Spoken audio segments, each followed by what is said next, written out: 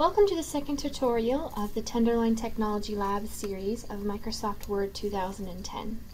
Today we are going to go through how to format tables in Microsoft Word. Now I've downloaded this particular table in this document from our website, tenderlointechnologylab.org.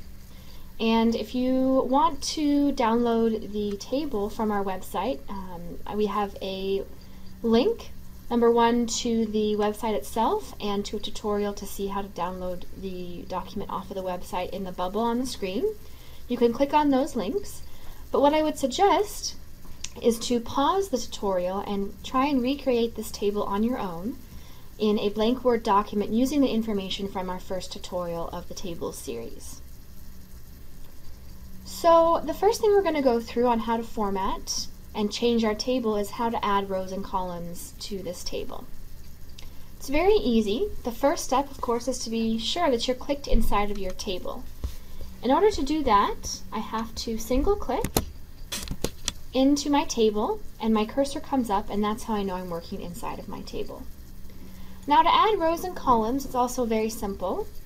I just single left click into my cell, the first cell on that row, and then I right click into that cell and it brings up a menu bar.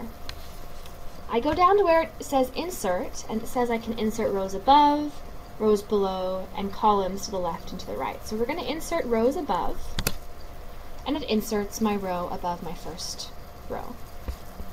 I can do the same thing with columns. If I want to insert a column before my first column in my table, I single left click into the first cell of that column, or the second cell. I right click into that cell, I go down to insert again, and I say insert columns to the left and to the right.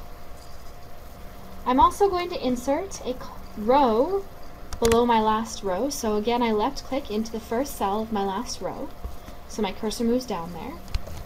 I then left click or right click into that cell, and I go again up to insert, and I'm going to say insert rows below. Now in this last row I'm going to type some words. I'm going to start here with my second cell in my table. I'm going to single click into that cell and I'm going to type in the first, whatever is in the first row in my last row. I'm also going to insert into my second cell of my first row. I single click into that cell again, and I'm going to type in festival travel. Now let's say I want to delete this first column. Let me go through how to delete rows and columns. It's very simple. Let's start with deleting columns. I scroll up to the top of the column, again, just like we taught in our first tutorial, until I get my downward facing black arrow. I single click to highlight that entire column, and then I scroll into the highlighted area. I right click with my mouse, and I hit delete columns. I'm going to undo that because I'm going to show you the second way to delete my column. So I'm going to hit my undo button. Once again, I'm going to highlight my first column by single clicking with my downward pointing arrow at the top of that column, and I hit my backspace, and it deletes that entire column. Now for rows, it's the same thing. I scroll to the very beginning of my last row until I get my big white arrow, and I single click to highlight that entire first row. Now I'm going to show you, before we delete this entire row, the difference between deleting the text in that row but keeping the row itself, and deleting the entire row. So the first thing I'm going to do is I'm just going to delete the text in that row. So I've highlighted my last row by single clicking at the beginning of it with my big white arrow, and then I hit my delete button on my keyboard, and it deletes the text in that row but not the row itself. If I want to delete that entire row, again I single click at the very beginning of that row to highlight my entire row, and I can hit my backspace button like I did with my column to delete that entire row.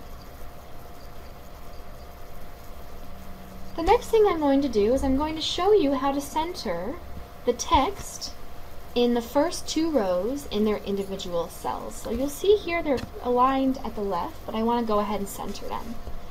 So I'm going to select or highlight both of those two rows. Now to do that, there's a little trick. I scroll up to the very first row, again until I get my white arrow at the beginning of that row, and I single click. It highlights that entire first row. I then scroll down to the second row until I get my arrow again. I hold down my control key on my keyboard, and I single left click, and it highlights that row as well. So again, to highlight multiple rows, the steps are to scroll to the first row with your big white arrow, single left click.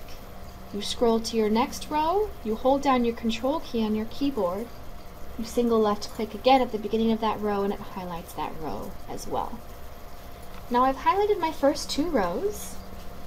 I go up here to my Home tab, and underneath my paragraph section, there are 4 different icons for aligning text. The first one is selected. That means that it's aligning the text to the left.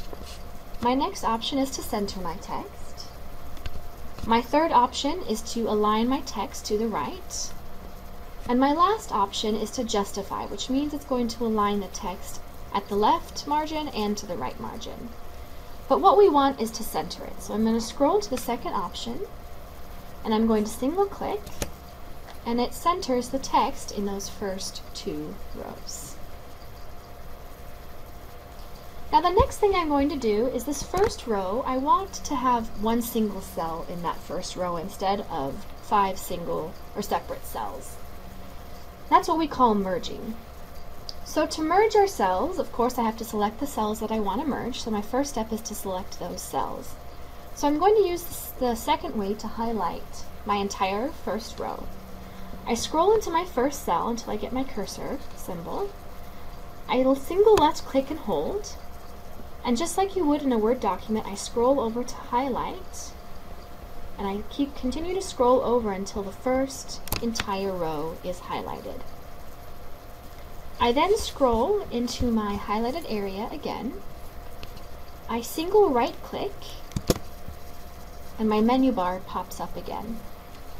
I go down to where it says Merge Cells, and I single click on it, and you'll notice again that it merges all 5 of those cells into one single cell, and because those cells were centered, it centers my text in my first row as well. The next thing I'm going to go over is how to add a background color or to shade different cells and rows in my table.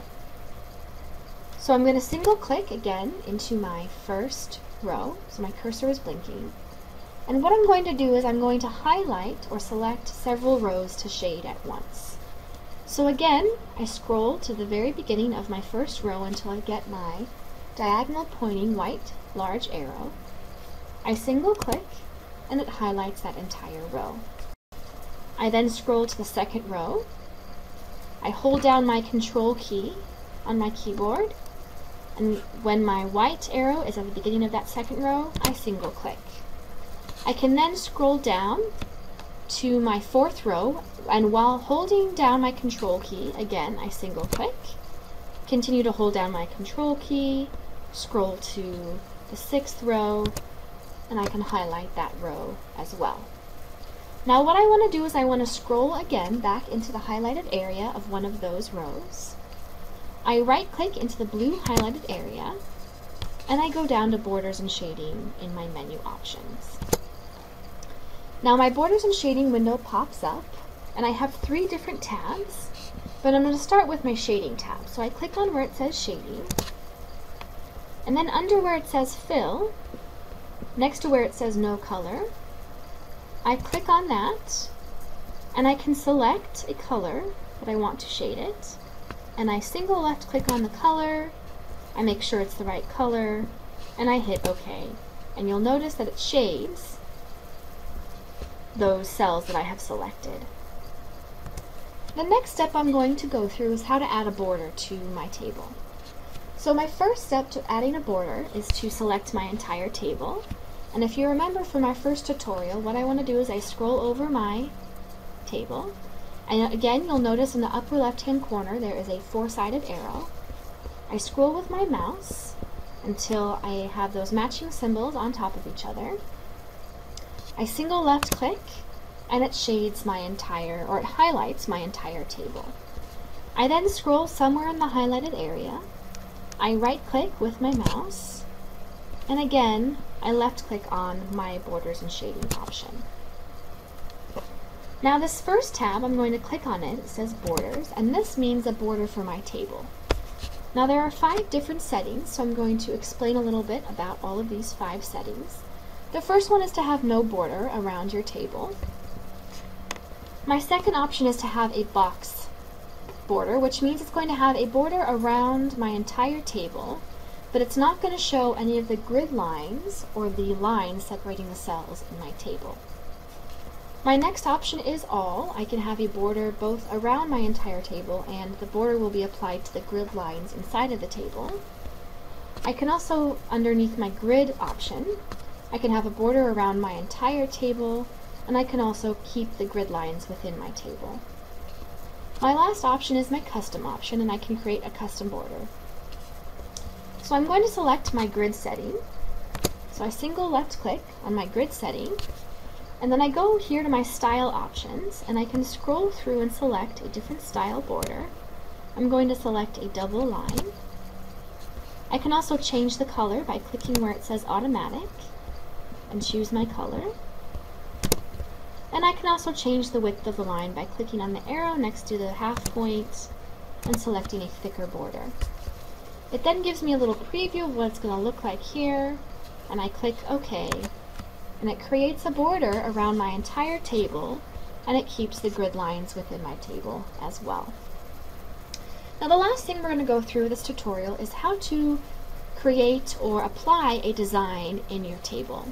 So Word comes with preset designs that have already set borders and colors that make it really easy for you to change the design of your table with just a few clicks without having to go through and shade individual cells or rows or manually inserted border.